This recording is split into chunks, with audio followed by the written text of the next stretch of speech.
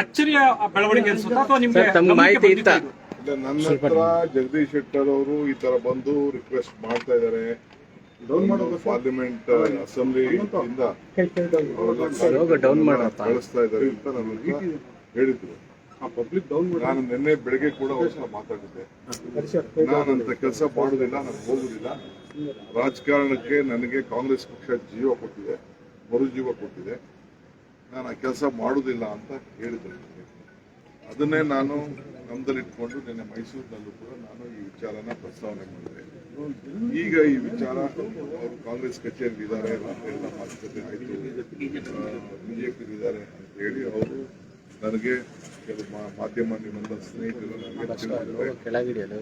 So ನಾವು ಕಾಂಗ್ರೆಸ್ ಪಕ್ಷ ಒಬ್ಬ ಸೀನಿಯರ್ ಲೀಡರ್ ಅಂತ ಹೇಳಿ ಗೌರವದಿಂದ ಅವರೇ ಹೇಳಿದ್ರು ನನಗೆ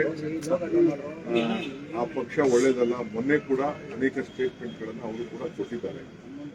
ಬೇರೆ ಬೇರೆ ಸ್ಟೇಟು ಈ ರಾಮ ಮಂದಿರ ವಿಚಾರದಲ್ಲಿ ಬೇರೆ ಬೇರೆ ವಿಚಾರದಲ್ಲಿ ಯಾವ ರೀತಿ ಬಿಜೆಪಿ ದುರುಪಯೋಗ ಮಾಡ್ತಾ ಇದ್ದಾರೆ ಅಂತೆಲ್ಲ ತಿಳಿದಿದ್ದಾರೆ.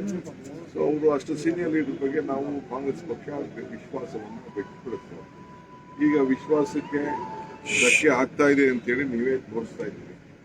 ಸೊ ಈಗ ಸ್ಪೀಕರ್ ಅವರಿಗೆ ಕೌನ್ಸಿಲ್ ಚೇರ್ಮನ್ ಬಗ್ಗೆ ಫೋನ್ ಮಾಡಿ ನಾನು ಫ್ಯಾಕ್ಸಲ್ಲಿ ಮೇಲಲ್ಲಿ ಕಳಿಸ್ಕೊಡ್ತೀನಿ ಅಂತ ಹೇಳಿದ್ರು ಅಂತ ನನಗೆ ನಮ್ಮ ಯಾರ ಆಫೀಸಿಂದ ನನಗೆ ಮಾಹಿತಿಯನ್ನು ಕೊಟ್ಟಿದ್ದಾರೆ. ಅವ್ರದ್ದೇನು ತೀರ್ಮಾನ ಇದೆಯೋ, ಒತ್ತಡ ಇದೆಯೋ, ಯಾವ್ದಾದ್ರು ಒತ್ತಡದ ಮೇಲೆ ಅದಕ್ಕೆ ಕರ್ಕೊಂಡು ಹೋಗಿದ್ದಾರೋ, ಅವ್ರು ಬಲವಂತವಾದಿದ್ದಾರೋ, ಅವ್ರು ಏನು ಹೇಳಿಕೆ ಕೊಡ್ತಾರೋ ಹೇಳಿಕೆ ಕೊಡ್ಲಿ, ಆಮೇಲೆ ಅದ್ರ ಬಗ್ಗೆ ನಾವು ದೇಶದ ಹಿತದೃಷ್ಟಿಯಿಂದ ನಾನು ಬಿಜೆಪಿ ಮತ್ತೆ ವಾಪಸ್ ಬಂದಿದ್ದೀನಿ. ಅವ್ರಿಗೆ ಸೀಟು ತಪ್ಪಿಸುವಾಗ ದೇಶದ ಹಿತ ಗೊತ್ತಿರಲಿಲ್ಲ. ಸೀಟು ತಪ್ಪಿಸುವಾಗ ಕಾಂಗ್ರೆಸ್ ಪಾರ್ಟಿ 5 ವರ್ಷದ MLC ಗೌರವದಿಂದ ಅವ್ರಿಗೆ ನಾಮಿನೇಷನ್ ಮಾಡಿದಾಗ ಕಾಂಗ್ರೆಸ್ ಹಿತ ದೇಶದ ಹಿತ ಗೊತ್ತಿರಲಿಲ್ಲ. ಅವ್ರು ಏನ್ ರಿಯಾಕ್ಟ್ ಮಾಡ್ತಾರೆ ನೋಡ್ಬಿಟ್ಟು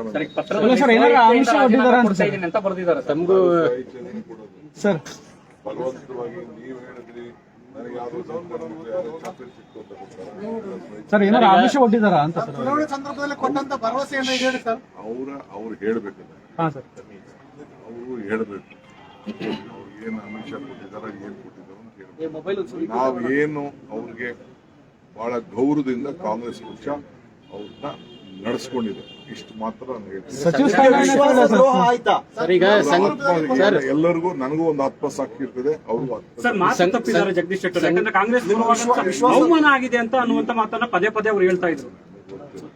ಕಾಂಗ್ರೆಸ್ ಪಾರ್ಟಿ ನಡೆಯುವಂತ ಸಿಸ್ಟಮೇ ಬೇರೆ, ಬಿಜೆಪಿ ನಡೆಯುವಂತ ಸಿಸ್ಟಮ್. ನಾನು ಈಗ ಮಾತಾಡಲ್ಲ, ನನಗೆ ಇವತ್ತವರೆಗೂ ನನಗೆ ರೆಸಿಗ್ನೇಷನ್ ತಲುಪಿಲ್ಲ. ಕಾಂಗ್ರೆಸ್ ಅಧ್ಯಕ್ಷರಾಗಿ ರೆಸಿಗ್ನೇಷನ್ ತಲುಪಿಲ್ಲ. ನಾನು ಕಾಂಗ್ರೆಸ್ ಅಧ್ಯಕ್ಷರಾಗಿ ಬಿ ಫಾರ್ಮ್ ಅವ್ರಿಗೆ ಕೊಟ್ಟಿದ್ದೆ.